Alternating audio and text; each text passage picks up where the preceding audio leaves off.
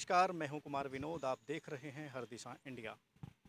आज हम खड़े हैं ऑल इंडिया कांग्रेस कमेटी के ऑफिस में, जहां पर आज हम बात करते हैं कुछ कांग्रेस के वरिष्ठ कार्यकर्ताओं से बात। जी नमस्कार। आप ये बताइए, कल जो हाई लेवल मीटिंग हुई है, क्या क्या निष्कर्ष निकला है उसमें? मैं आपको एक दो लाइन की कविता के मार्फत समझा देना चाहता हूँ। दुर्योधन वो भी दे ना सका, आशीष समाज की ले ना सका। उल्टे हरि को बांधने चला, जो था असाधु से साधने चला। जब नाश मनुष्य पर छाता है, पहले विवेक मर जाता है। समझ गए? क्योंकि उत्तर प्रदेश का चुनाव जीतना इनके लिए अहम है। इस वक्त जो आरएसएस का सर्वे हुआ, बीजेपी ने सर्वे करवाया, इनकी तमाम इंटेलिजेंस एजेंसियों ने सर्वे कराया, बता दिया कि आप 50 सीट भी नहीं जीतने जा रहे हैं। ईमानदारी से विकास के नाम पर इनके पास बोलने के लिए ढेला कुछ नहीं है। जुमलेबाजी कब तक करोगे?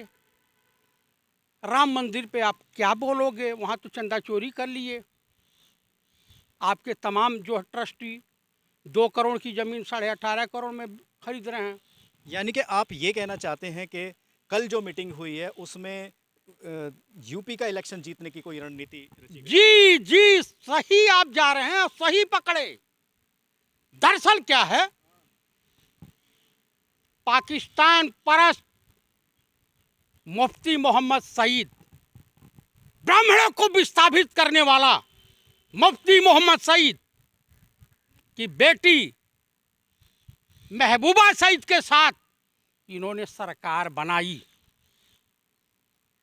आज उन्हीं लोगों को जिनको ही देशद्रोही बोलते थे, पाकिस्तानी परस्त बोलते थे, तो श्रीनगर, कश्मीर मैदान क्रिकेट का तैयार किया जा रहा। वहाँ से कुछ हिंदुओं की हत्या इस खुदा करवा देंगे सब, और कहेंगे कि मुसलमानों ने हिंदुओं को मारा। अब बताइए कि कैसे हिंदुओं की रक्षा हो? जो 20-22 हजार ब्राह्मणों की हत्या उत्तर प्रदेश में योगी सरकार ने करवा दिया, क्या वो हिंदू नहीं थे? क्या वो सनातनी नहीं थे? जिन महिलाओं के का रेप हुआ, बलात्कार हुआ, और जिनके परिवार वाले मुखाग्नि भी नहीं दे पाए, क्या वो हिंदू नहीं थी? हाथरस वाला, यानी कि उन्नाव वाला। यानी कि आप ये कहना चाहते हैं कि यूपी में तो अपने पैर खींच लिए हैं मोदी जी ने, और कश्मीर की जो रणनीति रची गई है वो सिर्फ यूपी के इलेक्शन के लिए रची गई है। यूपी के मतदाताओं को, पंजाब के मतदाताओं को, उत्तराखंड के मतदाताओं को दिग्भ्रमित करने के लिए। भैया करोड़ों लोग मरे हैं उत्तर प्रदेश में, गिनती करवा लीजिए, पता चल जाएगा।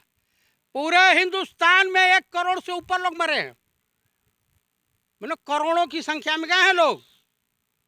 कितने को तो सर्टिफिकेट नहीं मिला, कितने को तो पैरासीटामॉल टैबलेट भी नहीं मिला।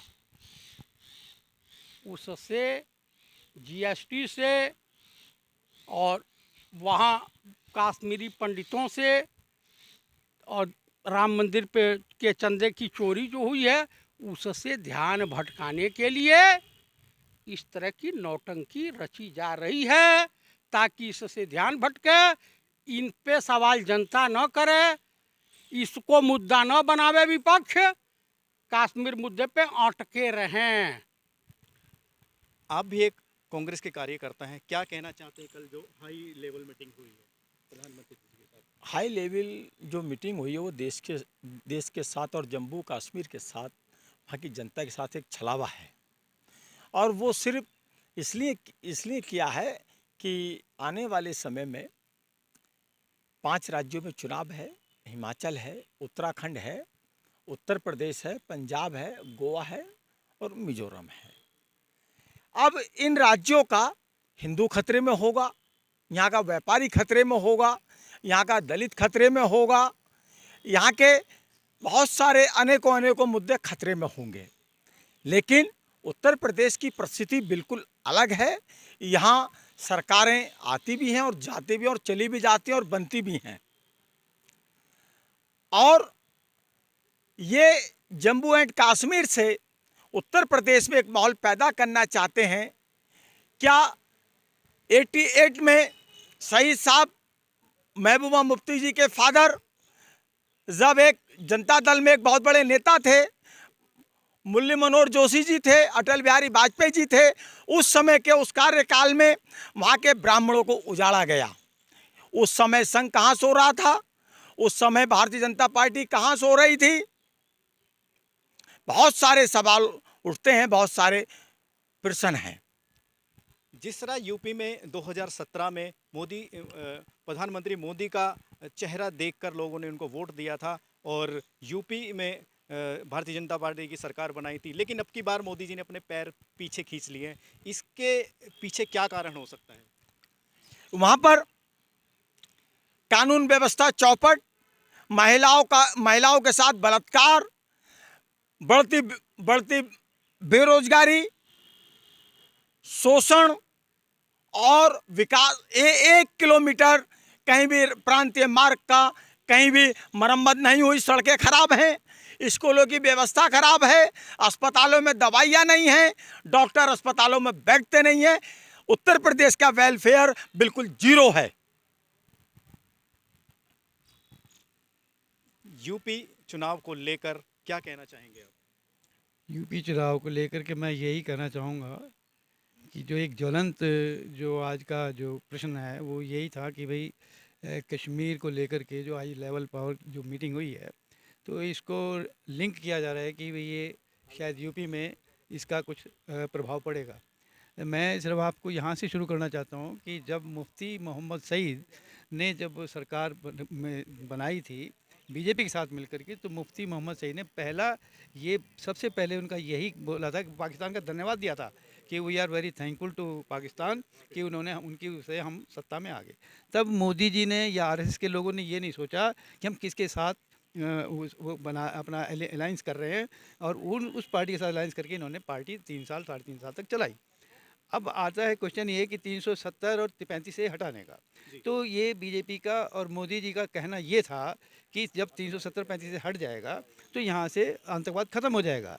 लेकिन फैक्चुअल पोजीशन आज क्या है कि वहाँ आतंकवाद अभी भी चालू है, नंबर 1। नंबर 2, ये मसला जो है अभी प्रेजुडिस है सुप्रीम कोर्ट के उसमें कि जो इन्होंने जो प्रोसीजर जो अडॉप्ट किया जो इन्होंने तो उसके हिसाब से तो ये कहते हैं कि भी असेंबली से पूछा जाए, कश्मीर की असेंबली से पूछा जाना चाहिए था कि भाई ये 370 और 35 से हटाया जाए कि नहीं चाहे। लेकिन इन्होंने क्या करा कि असेंबली को वहाँ पे गवर्नर रूल लगा करके गवर्नर से वो कंसर्ट लेकर के इन्होंने वहाँ पे वो असली अब लड़ाई यहाँ पे ये है कि जो कि प्रेजुडिस भी है। अब क्या है कि मोदी जी और बीजेपी के लोग उस सब चीज़ों से ध्यान हटाने के लिए ये कल इन्होंने मीटिंग बुलाई है। अब इस मीटिंग के अंदर जो सबसे पहला जो मुफ्ती जो मोहम्मद सईद की जो बेटी हैं उनका ये कहना है कि भी पाकिस्तान को भी इसमें रखा जाना चाहिए। तो जबकि बीजेपी के लोग और ख़ास तौर पे प्रधानमंत्री महोदय हमारे कहते थे कि भाई हम जो पाकिस्तान प्रस्त हैं उन लोगों को हम बिल्कुल मीटिंग में नहीं। लेकिन आफ्टर ऑल जो कांग्रेस पहले कर रही थी, तो कांग्रेस क्या गलत कर रही थी जब वो भी सभी लोगों को इनको मीटिंग में बुलाती थी। तो अब ये उनसे पूछा जाना चाहिए बीजेपी के खास तौर पर प्रधानमंत्री जी से कि भाई आज अपने मुफ्ती मोहम्मद सईद की बेटी जो हैं महबूबा मुफ्ती को क्यों बुलाया। एक सवाल मेरा और है आपसे, जब भी देश में कोई बड़ा चुनाव होता है तो देश में कोई ऐसी घटना घटती है जिससे लोगों को हानि पहुंचती है या कई लोग शहीद हो जाते हैं, इसके पीछे क्या मंशा लगती है आपको? देखिए, जब जब गैर कांग्रेसी सरकारें आई हैं, इस देश की अर्थव्यवस्था, इस देश की इंटेलिजेंसी और इस देश का पतन हुआ है। आप 77 में जनता पार्टी की सरकार बनी, प्रधानमंत्री मोरारजी भाई हुए, 80 में चले गए, 89 में सरकार बनी बीपी सिंह और आखिरी प्राइम मिनिस्टर चंद्रशेखर जी हुए, सरकार चली गई, उत्पात हुआ, कश्मीरी ब्राह्मणों को जूते मार मार करके मुफ्ती मोहम्मद सईद गृह मंत्री थे भारत सरकार के और अपनी ही बेटी का अपहरण स्वयं करवाया था। ये उसमें भाजपा शामिल थी, माननीय अटल बिहारी वाजपेयी जी। अगस्त मुनि समुद्र पी गए, अटल मुनि देश का भाईचारा पी गए, और नरेंद्र मुनि देश की अर्थव्यवस्था पी गए।